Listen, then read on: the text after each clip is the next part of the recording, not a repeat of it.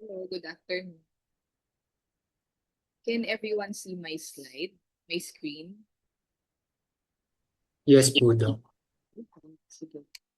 Sige, for today's lecture, ako muna mauuna ha because Dr. Torres will be lecturing na ano lang naman na naka-record. So, I'll be the first to lecture about medical and surgical complications.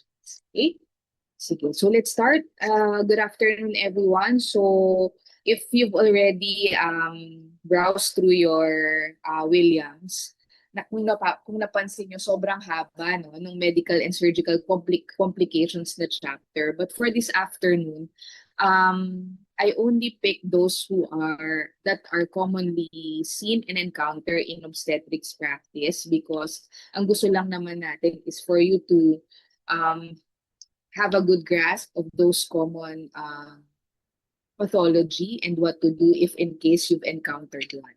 Okay, so what is medical and surgical complications? So like any other person, pregnant women can also experience other conditions that are really not secondary to pregnancy. So ano yung mga yon?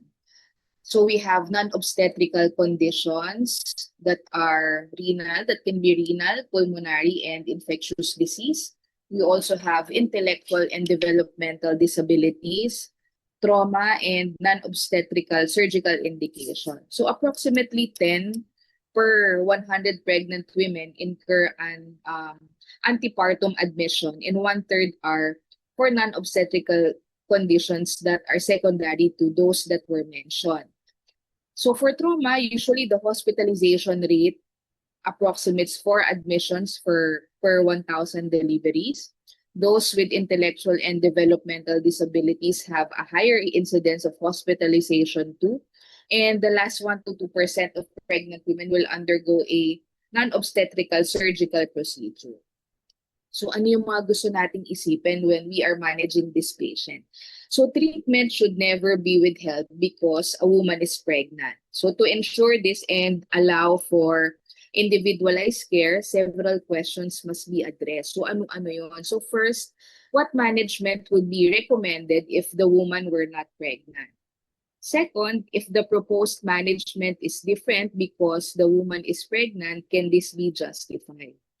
Third, what are the risks and benefits to the mother and her fetus, and are they counter to each other? And lastly, can an individualized management plan be devised that balances risk versus benefit? So, ano kasi yung mga gusto nating consider? Unlike, of course, for non-pregnant patient, basically isa lang talaga naman yung hinahandle natin. We're only just dealing with the the patient itself, the patient per se. But when it comes to a pregnant woman, of course, apart from the mother being your primary patient, you always have to consider or address that you have another human being involved, which is the baby. So, if ever that a pregnant patient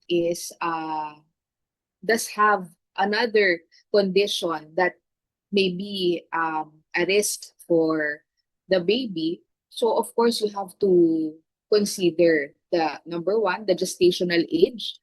Number two, the availability of the things that you will need if ever you have to deliver at an earlier time. And number three, of course, the expertise of those that will be involved in the team. Let me give you an example. So, for example, let us say you have a trauma patient. A trauma patient in a pregnant woman that is just on the early third trimester. So let's say sabihin natin mga nasa 28 weeks age of gestation. So we know for a fact that at 28 weeks of gestation, your baby or your fetus or your neonate is definitely immature, meaning the lungs are not well developed and the rest of the other organs. So actually, kung papaanakin lang natin siya, halimbawa sabihin natin, nagkaka-start siya mag-abruptio placenta because of a traumatic motor vehicular accident. So, kung iisipin mo, sa part lang ng OB, it's easier to deliver the baby, di ba? Hoping to save both of them. But after the delivery, you have to consider ano pa ba yung mga pwedeng mangyari because you are just delivering at 28 weeks that you weren't able to administer all the necessary medications or you weren't prepared that you might be delivering at 28 week or hindi tayo nakapagbigay ng steroids for lung maturity, ng magnesium sulfate for neuroprotection. So, we need to consider all of that. So, if you are, as an OB-GYN, if you are in an institution where the batting average of your nursery ICU is not capable of uh, anong tawag dyan, catching a baby that is 28 weeks age of gestation, syempre kailangan nating i-consider that you have to find an institution na kayang mag-cater doon sa ganong kalaking baby. Hindi lang natin iisipin na, papaanakin ko lang to and then bahala na yung pedya for the baby. So it's always a multidisciplinary approach when it comes to those kinds of patients. Okay? So let us start with general medication. So you can find this medication in your Williams naman. So let me just start in some of the common medication that has an effect on your baby if ever a pregnant patient took it. So we have some of your patients have seizure episodes, so they were given anti-epileptic medication. So specifically, the valproic acid, when given during the first trimester, can cause neural tube defects.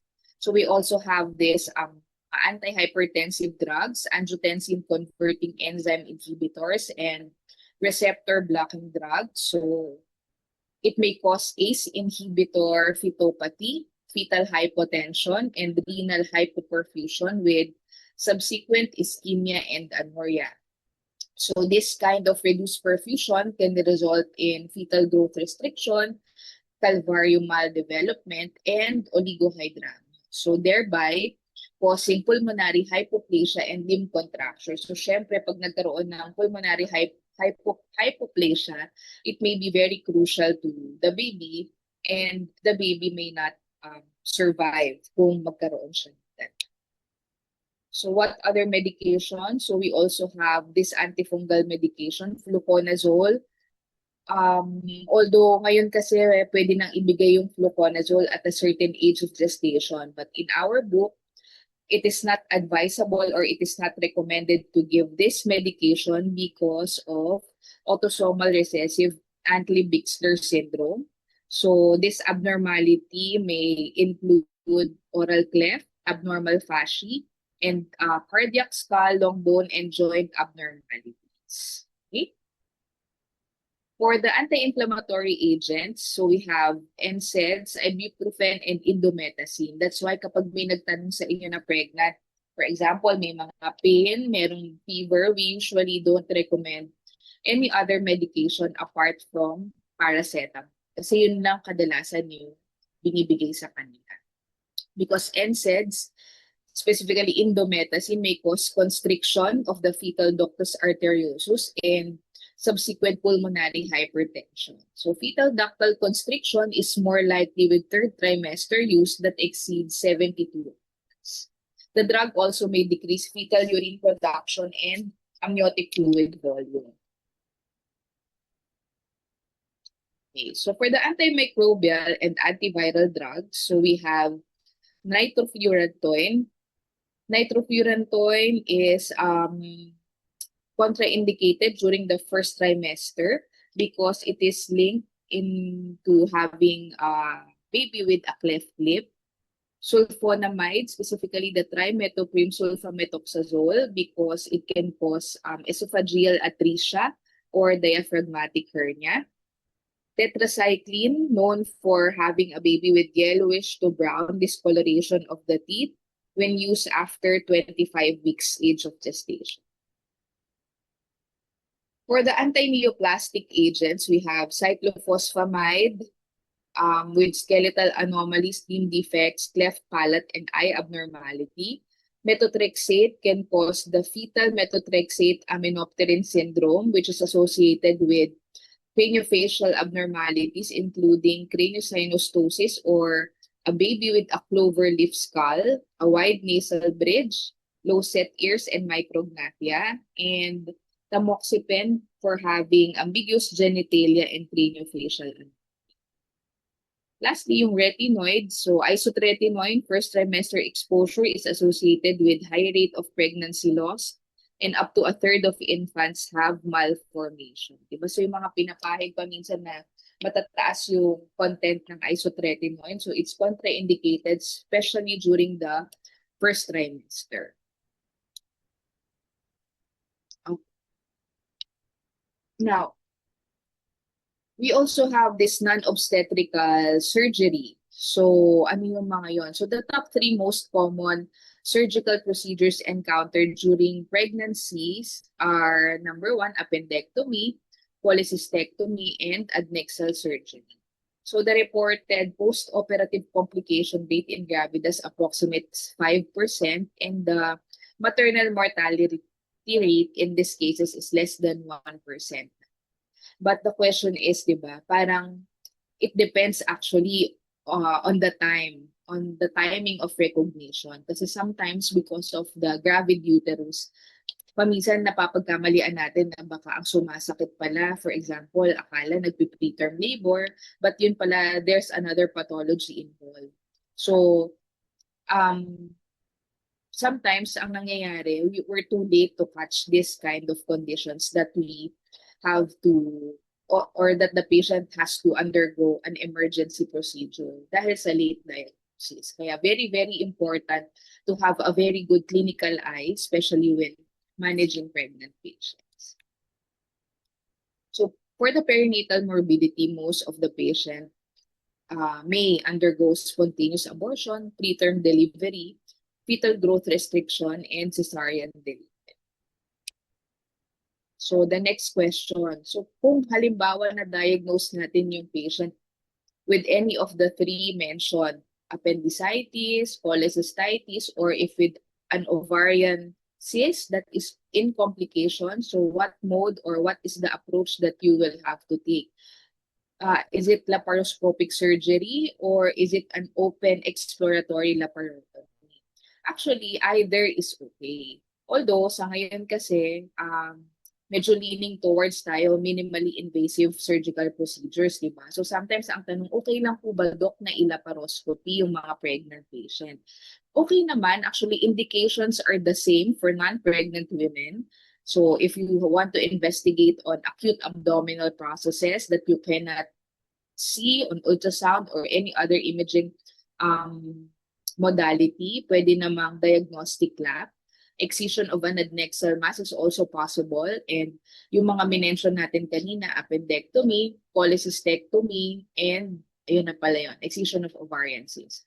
So the technique is almost the same with the non-pregnant women, except that, of course, intraoperatively you want to assess the fetal heart rate because you are inducing air, diba, kapag ka naglalap. Second of all, you have to consider the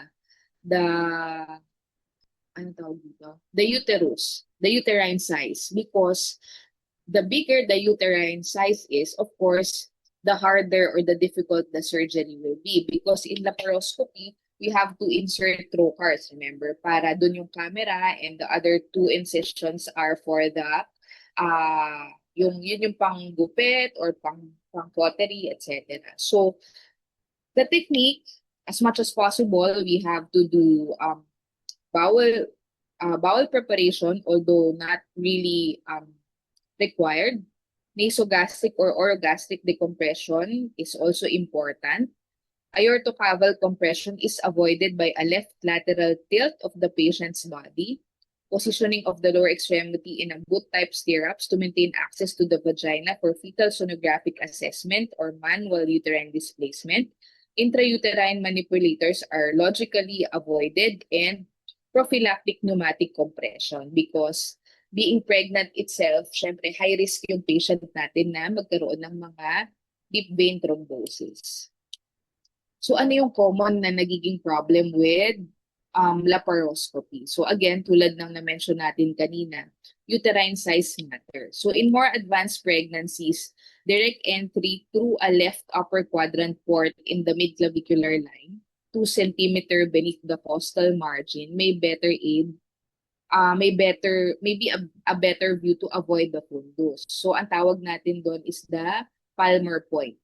Okay? So this entry site is also used in gynecologic laparoscopy because visceroparietal adhesions are lesser from that area. Kasi otherwise, the most common and obvious complication is the perforation of the uterus with the trochus. So kaya yun lang yung ipe-prevent natin. So okay lang naman mag-lap as long as you have informed consent that those are the possible complications of the surgery. Same with kung hindi naman pumayag yung patient and the patient prefers to do an open surgery, pwede rin naman. Again, informed consent is important kasi not because you do an open surgery versus that of a minimally invasive, hindi na tayo magkakaroon ng mga possible complications. So, in every procedure that you do, kailangan talaga hanggang sa pinaka-worst na pwedeng mangyari, you have explained thoroughly to the patient. Okay? Sige. So, let's go to imaging.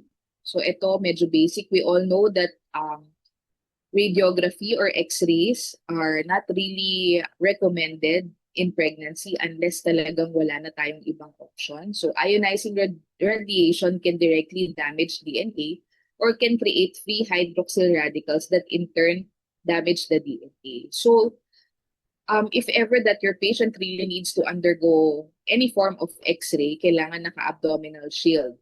But kung pwede naman sanang ibang imaging modality, we shy away with using x-rays. MRI, on the other hand, does not use ionizing radiation. The advantages of this are it has sharper resolution for soft tissue interface, ability to characterize tissue composition and acquisition of images in any plane, particularly the axial, sagittal, and prone. So MRI can be used regardless of trimester. Number one, if the information cannot be obtained with another non-ionizing modality, namely sonography. Number two, if the study results will guide maternal or fetal management during pregnancy. And lastly, if the imaging cannot be delayed until the woman is no longer pregnant. But remember that there are contraindications to MRI. So if your patient has an internal cardiac pacemaker, neurostimulator, implanted defibrillators and infusion pumps, cochlear implants, and other metal in the body. So hindi pwede yun. Some intracranial aneurysm clips and any metallic foreign body implant. So those are contraindicated. What are the uses of MRI in pregnancy? So it is a great tool to evaluate the maternal abdomen and the retroperitoneal space. Maternal central nervous system abnormalities such as the brain tumor or spinal trauma. And it can also help in the diagnosis of placenta acquita speculum. Although because of the advances already in ultrasound, madadiagnose naman na talaga yung placenta acquita just by doing a transabdominal or transvaginal ultrasound. Except, sometimes kapag medyo malaki na and then the location of the placenta is posterior, so meaning, minsan nahihirapan na mag-penetrate yung ultrasound no, kapag posterior yung placenta. We cannot really clearly see the details anymore. MRI can be of great. Okay? Okay, sige. So now, umpisahan na natin yung chapter, mahabang chapter sa book. But again, I just included here some of the most important medical and surgical complications. So we'll start with critical care and trauma. So one of these includes sepsis syndrome. So sepsis is defined as an infection with organ dysfunction, and if you have sepsis plus unresponsive hypotension, so that defines septic shock. It is by the need for vasopressor therapy despite fluid resuscitation. The mortality rate for this in non-pregnant patient is quite high, nasa 20%. So infections that most commonly cause sepsis syndrome in pregnant are as follows. Number one, pyelonephritis, chorioamnionitis, and puerperal sepsis. septic abortion, and necrotizing fasciitis. So these are the common microorganisms involved. So we have beta hemolytic Streptococcus pyogenes or the group A strep, E. coli, Klebsiella, and the methicillin-resistant Staphylococcus aureus or the MRSA. So this MRSA produces a super antigen that activates T cells to rapidly cause all features of sepsis.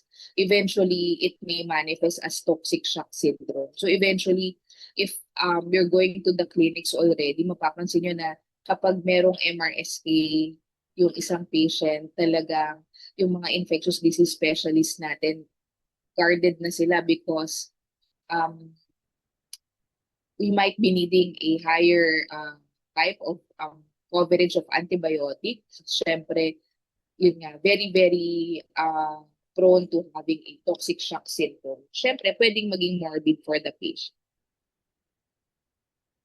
Okay. So this graph is also in your book. So this just shows that usually early infection usually manifests with fever, tachycardia, tachypnea, and leukopenia. So very, very important to detect it at an earlier stage because if we fail to do so, so it may progress to organ system dysfunction, acidosis, oliguria, hypoxemia, coagulopathy, and encephalopathy. So sometimes, kapag nandito na tayo sa stage na to, it will be followed by clinical sepsis and hypotension. So very, very difficult to revert if we are already in septic shock. So again, this table is in your book. These are the clinical manifestations of sepsis. How do we manage patient with sepsis? So early goal-directed therapy. So this early goal-directed therapy or EGDT stresses prompt recognition of serious bacterial infection and close monitoring of vital signs and urine flow. So very important talaga ang pinakamabilis na pag-diagnose. And this EGDT approach includes the following: administration of broad-spectrum antibiotic. We don't usually wait for the result of the culture to come out before administration of antibiotic. That's why at first, once you diagnose your patient with sepsis, it is better to administer a broad spectrum antibiotic while waiting for the result of the collected specimen for culture, so blood, urine, etc. We also want to check for serum lactate level. We want to administer intravenous fluid bolus and vasopressors if necessary. So, is surgical treatment warranted in cases of sepsis? It depends actually kung saan nanggagaling yung sepsis. So, let's give an example. So, for example, you have a pregnant patient complicated with a pelvic inflammatory disease, or let's say a tubo-ovarian abscess that is not manageable with medical treatment, yung antibiotic. So if the patient is not responsive with the medical management that you are giving her, so might as well drain the abscess. So again, paano siya dine-drain? You have to do an emergency surgery, a surgical exploratory laparotomy to drain the abscess coming from the fallopian tube. And another good example is those patients who has septic abortion. So no, sometimes because of lack of knowledge, or if the patient really wants to get rid of the pregnancy, sometimes they consult yung mga black market na nag-a-abort. So in those places, they give ano ba tawag dito, yung mga hindi talaga approved na medications. They sometimes usually use yung mga harmful instruments. Sometimes they use catheter, etc. in order to get rid of the baby. So then in turn, the patient becomes septic. So pag ganon, we want to perform completion curettage in order to get rid of the remaining products of conception. If the uterus is suspected to be gangrenous, meaning again, if even after taking the products of conception, after giving antibiotic, your patient appears to be clinically septic and not responding to any medication. So we might consider doing a hysterectomy.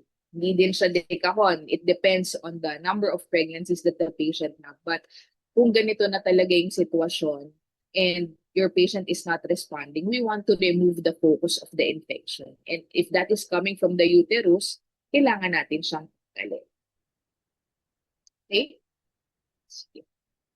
Next, so another event that can happen is trauma. So it can be from automobile accident. So yun nga, sabi natin yung mga motor vehicular accidents or other blunt trauma. It can be to secondary to fall or some experiences aggravated assaults, no? So paminsan hindi maiiwasan. Meron talagang yung mga battered wife, no? Sometimes, may nag-chat ba sa hindi pa, ano pala. Okay, so sometimes talagang pwede talagang magkaroon ng problem with the pregnancy. Okay, so this kind of trauma may cause fetal injury and death because of direct fetal-placental injury, maternal shock, pelvic fracture, maternal head injury, and hypoxia. So let me give you an example. So the mechanism of placental tear or fracture caused by acute counter-coup injury. So, di ba, kunwari, nagda-drive, di ba? So, yung mga nakaupo sa harap, o sabihin na natin yung buntis ay siya rin yung driver. So, the forward momentum of the uterus at the time of the initial impact, di ba, propels it forward. Then, this is followed by the counter-coup in which forces are directed backward. So, yung parang pag-recoil niya. So, in this image, makikita nyo, no, the inelastic placenta fractures against the sacral promontory. So, if you remember in your preceptorial, we discussed the clinical pelvimetry, di ba? Kasi if in anatomy, di ba, sa taas, sa pinaka-anterior part of your abdomen, sa may hypogastric area is your bladder. Behind it is your uterus, and behind the uterus is the sacral promontory. So, kapag may too much force, too much pressure, so, kasi yung placenta, specifically if the placenta is directly located in the posterior part of the uterus and if it has direct contact with the sacral promontory. So, imagine nyo yung talagang forceful na pag-bounce back nung uterus pabalik really can cause tear in the placenta. So, in turn, pwedeng magkaroon ng abruptio placenta. So again, abruptio placenta is the immature separation of the placenta from the uterus. So kapag nangyari yon, alam naman natin na magkakadugtong yan, the blood supply from the mother to the placenta going to the baby through the umbilical cord, mapuputol siya, thereby leading you to have an intrauterine fetal demise and of course, hemorrhage, which is an emergency. So ano pa? Yung uterine rupture and penetrating trauma. So minsan hindi maiiwasan. That's why we have to be very, very, very careful. So how do we manage trauma? So apart from the ABCs that you already know, di ba? So assess the airway, the breathing, and the circulation. So you have to evaluate and stabilize maternal injuries. Proper ventilation is a must. Arrest of hemorrhage. Treatment of hypovolemia with crystalloids and blood products. So if you are in an area wherein there is wherein the blood products are not readily available, so pwede namang IV fluids habang naghahanap pa kayo ng blood products. So once you partly stabilize your patient, you may want to perform a focus assessment with sonography for trauma or yung tinatawag natin na FAST. So usually we assess in FAST, we assess the perihepatic, the perisplenic, the pelvic, and pericardial view, no, in ultrasound if there are fluid collection that may be hemoperitoneum. So kasi pag ganun, kung meron, again, emergency siya. So you have to bring the patient straight to the operating room kung merong accumulation kung merong significant accumulation of fluid. So you have to deliver via cesarean delivery. So It depends depending on the gestational age, the fetal condition, the extent of uterine injury, and whether the large uterus hinders adequate management of other intra-abdominal injury. Hindi naman laging kailangang i-deliver. So, kailangan pa rin nating i-weigh kung mas better ba to deliver or not to deliver. And of course, different from a normal patient who is not pregnant, very crucial talaga yung fetal. So if ever you had a patient who encountered trauma, kailangan talaga kailangan nating i-monitor yung fetal status by doing an ultrasound or doing NST, di ba? Kailangan natin yun. Sige, next. So let's move on to cardiopulmonary resuscitation. So ano ba yung mga common na magkukos ng sudden arrest o ng arrest sa patient natin? So ito yung mga yon, hemorrhage, anesthesia, syempre hindi naman lahat no kapag improper yung anesthesia na binigay sa patient. Heart failure, amniotic fluid embolism, and sepsis. So how do we resuscitate in time of maternal collapse? So paminsan, kung hindi naman lahat mag-uubi, pero for example, nag-moonlight kayo or nag-practice kayo sa province and then biglang may ganito kayong patient, very important pa rin yung BLS sa ACLS.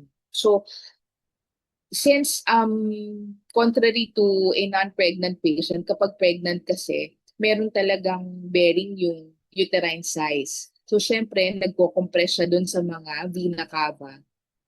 Mas hindi proper yung nagiging circulation. So the first thing that you want to do, of course, apart from doing the ABCs and checking of the surroundings, so you want to relieve the possible vena caval compression by left lateral decubitus.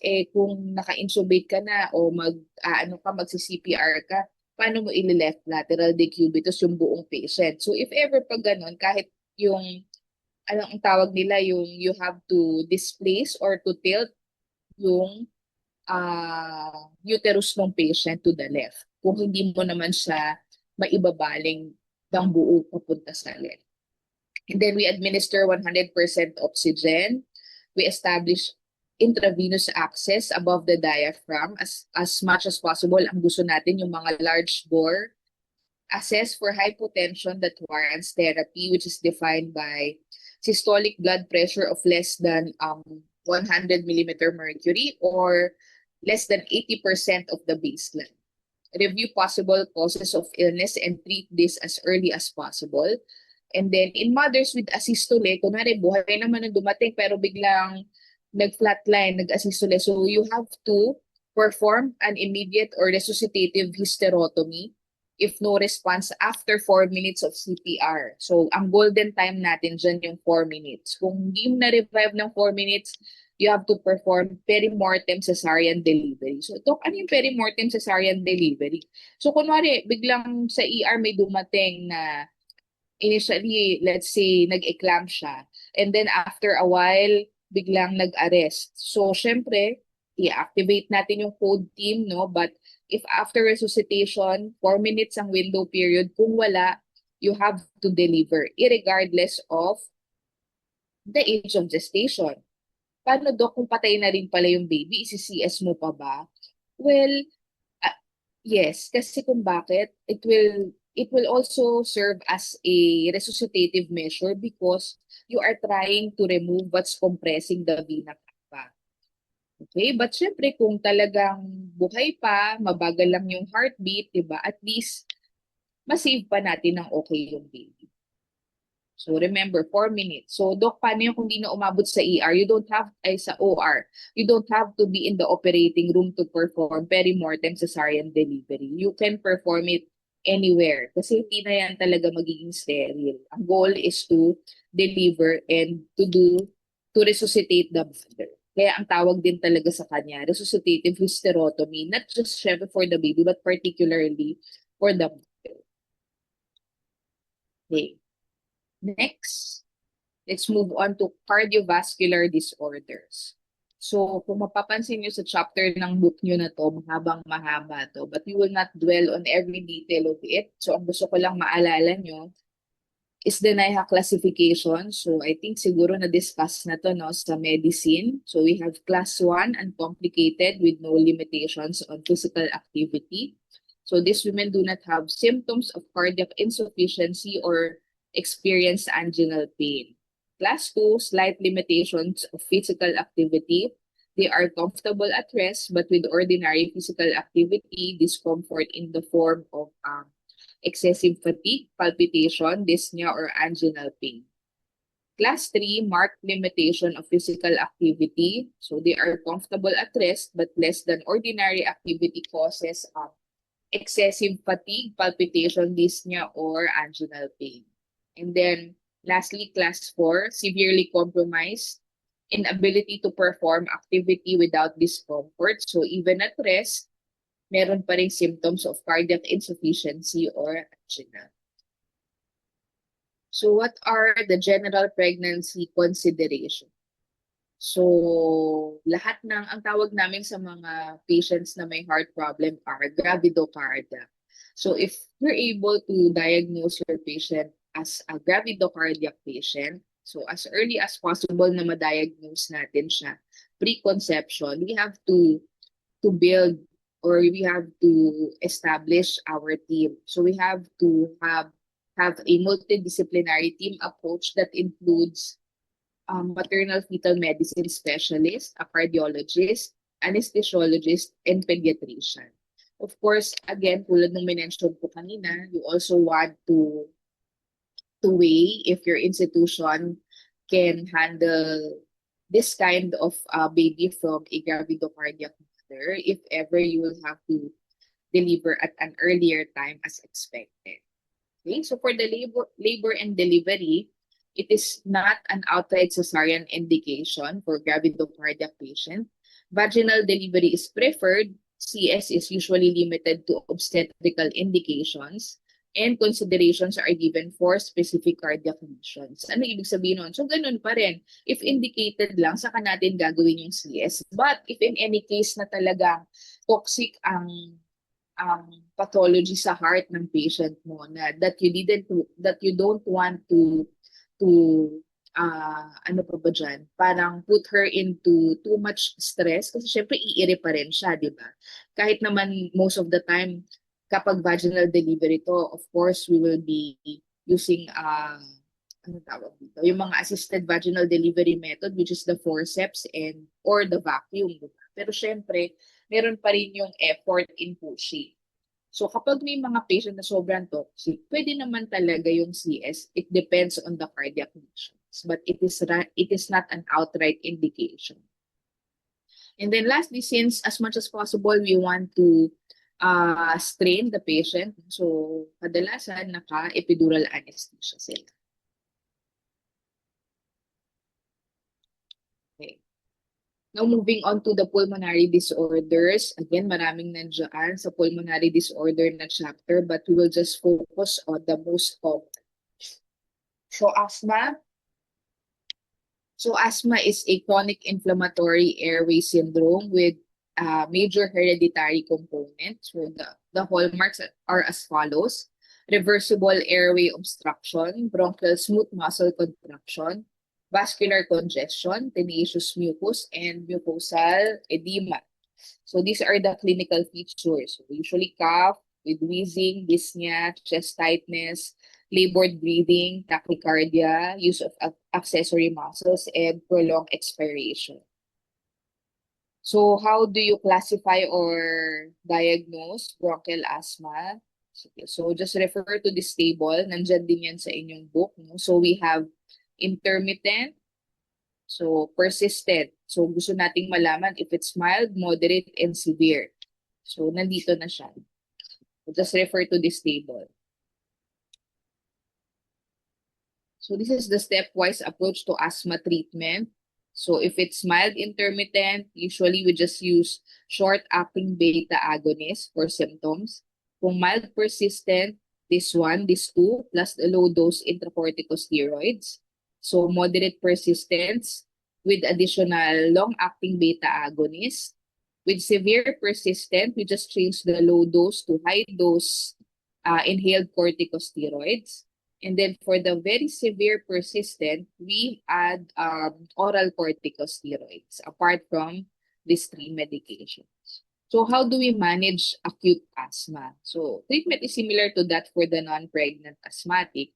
And the aim is to maintain the PO2 of more than 60 millimeter mercury and preferably normal O2 saturation of 95%. Baseline pulmonary function testing should include FEV1 or PEFR. So how do we manage acute asthma? Okay lang kahit hindi nyo tandaan yung dose sa ngayon. Hindi naman siya very, very important at your level. But you just have to know ano ba yung mga binibigay. So the first line therapy for acute asthma that is given subcutaneously, orally, or inhaled is the beta agonist. So kadalasan, they are given in 3 doses within 60 to 90 minutes. Most commonly used beta agonists are terbutaline, albuterol, and epinephrine. So for the maintenance therapy, we add inhaled corticosteroids for the beta agonist. And then for severe exacerbation, we add oral or parenteral corticosteroids. Okay, so ang laging tatandaan, beta agonist is the first line therapy. So in status asthmaticus and respiratory failure, so this is a severe asthma of any type not responding after 30 to 60 minutes of intensive therapy. And again, the intensive therapy includes inhaled beta agonist and IV corticosteroid. So pagka ganyan, talagang urgent na to, we have to exhaust all the medical management possible. So you in this line, you also want to assess if you need to deliver at the most appropriate time. When it comes to labor and delivery, hindi naman natin hino-hold yung gamot. It should be continued throughout the delivery. For surgical delivery, regional anesthesia is preferred. If in any case your patient will experience postpartum hemorrhage, it is usually managed with oxytocin because prostaglandin F2 alpha, for example, carboprost, or ergotamine derivatives such as metergine are contraindicated for patients with asthma because they may cause bronchospasm. Okay? Sige, next. So, bronchial pneumonia. So, most of the time, the most common pathogen is S. pneumoniae. The clinical manifestation is fever, productive cough, dyspnea, and pleuritic chest pain. So laboratory procedures, the baseline would be X-ray and CBC. So in X-ray, there are presence of infiltrates and CBC with an elevated WBC count. So how do we manage? So we usually administer macrolide such as azithromycin, clarithromycin, or erythromycin. For severe diseases, we may want to administer fluoroquinolone, such as levofloxacin, moxifloxacin, or gemifloxacin. Or we can also give macrolide plus beta-lactam. So beta-lactam alternatives include ceftriaxone, cefpodoxime, and cefuroxime.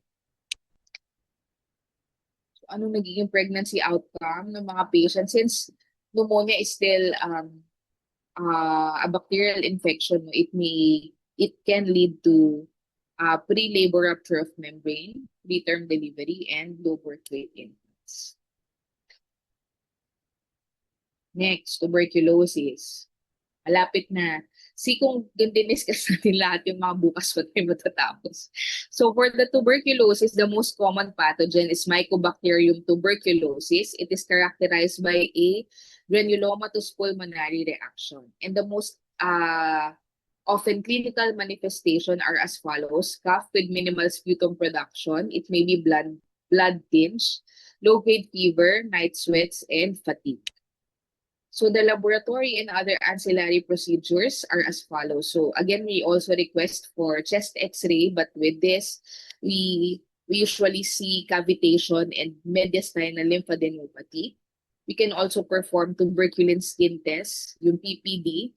So usually it is injected subdermal, no? Dito lang. Tapos nilalagyan natin ng bilog, diba? So a positive test if it is more than 5 millimeter. Ano yung 5 millimeter? Yung nilaki ng bilog na pinag-injection nandito. Para siyang siniskin test. Okay? and then interferon gamma release assays, and the other diagnostics that can be done, microscopy, AFD staining, culture and sensitivity, and yung mga NAAT amplification assay. So for the pregnancy outcome, active pulmonary TB is associated with increased incidence of also the following: preterm delivery, low birth weight, IUGR, and perinatal mortality. How do we manage? So alam nyo na to. First line of treatment for TB, yung quadruple anti-cox, isoniazid, rifampicin, ethambutol, and pyrazinamide. So for the first 2 months, that is the bactericidal phase. All of the 4 medications are given. And then for the next 4 months, we call that the continuation phase. So only the isoniazid and rifampicin are given.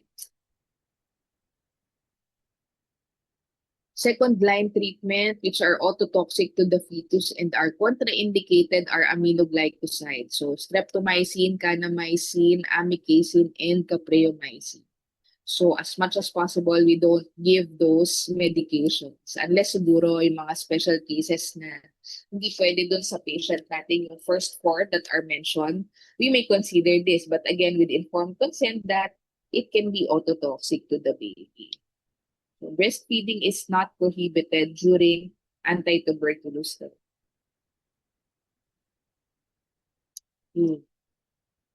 Yun lang. Endocrine disorders. So for endocrine disorders, one of the most common is hyperthyroidism. Clinically, it manifests as tachycardia, thyromegaly, exophthalmos, failure to gain weight, no, despite the being pregnant, kasi minsan talaga gaganahan ka kumain during pregnancy, and patients that are having tremors. So for the laboratory confirmation, you just have to request for thyroid function test, and for hyperthyroidism, it will show elevated FT4 and low TSH. Then for the subclinical hyperthyroidism, it will show normal FT4 but still with low TSH.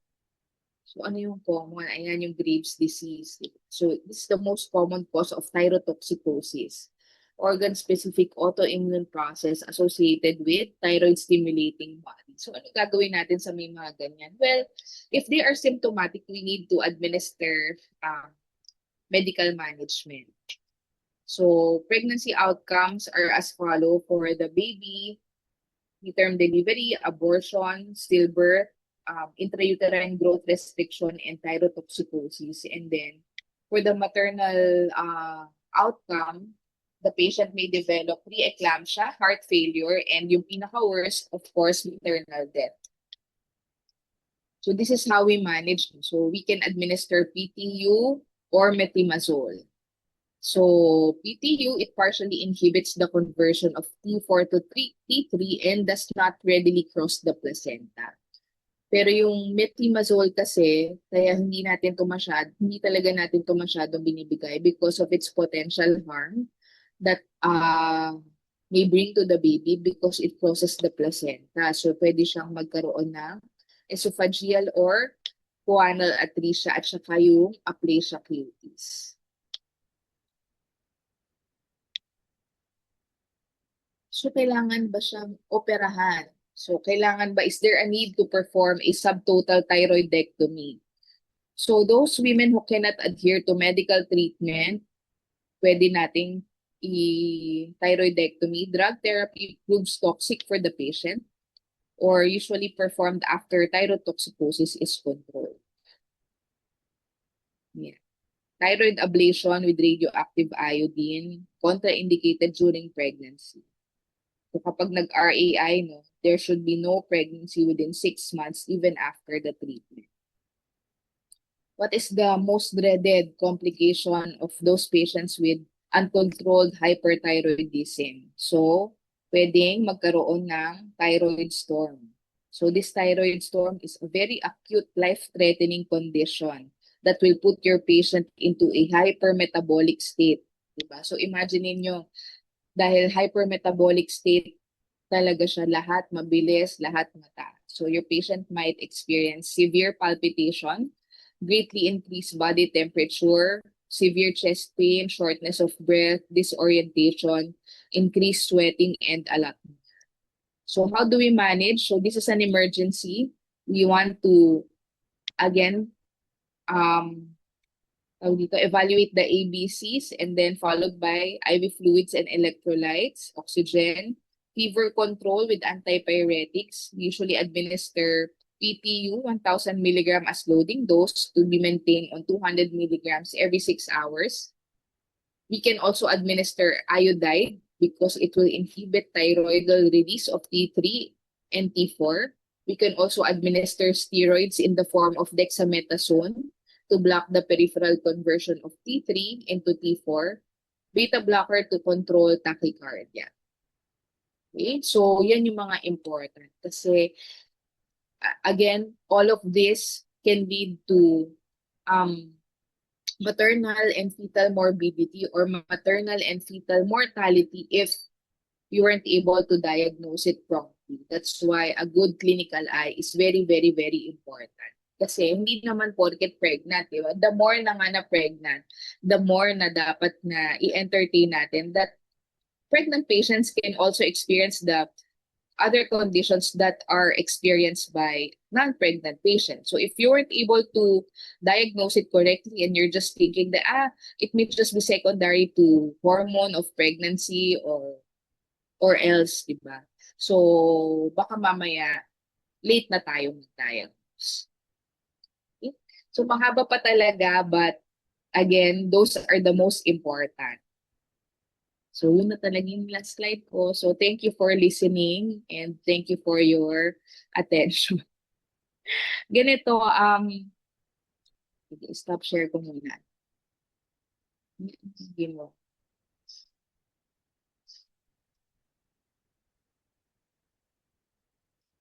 Sige, so, if you're going to read through your book, okay lang naman na basahin nyo. Siguro, mag-focus na lang kayo doon sa in-include ko sa PowerPoint because my exam questions will be coming from just the PowerPoint. It's very, very long kasi. Some of it are conditions that are not common and baka na-tackle na rin sa ibang topic. For example, the chronic hypertension, hindi ko na siya sinama kasi baka na-discuss na rin siya sa hypertension in pregnancy. Okay, so just focus on the PowerPoint for your exam. If you have questions, you may... Oras na ba? Sige, meron pa tayong ilang minutes. May questions ba kayo?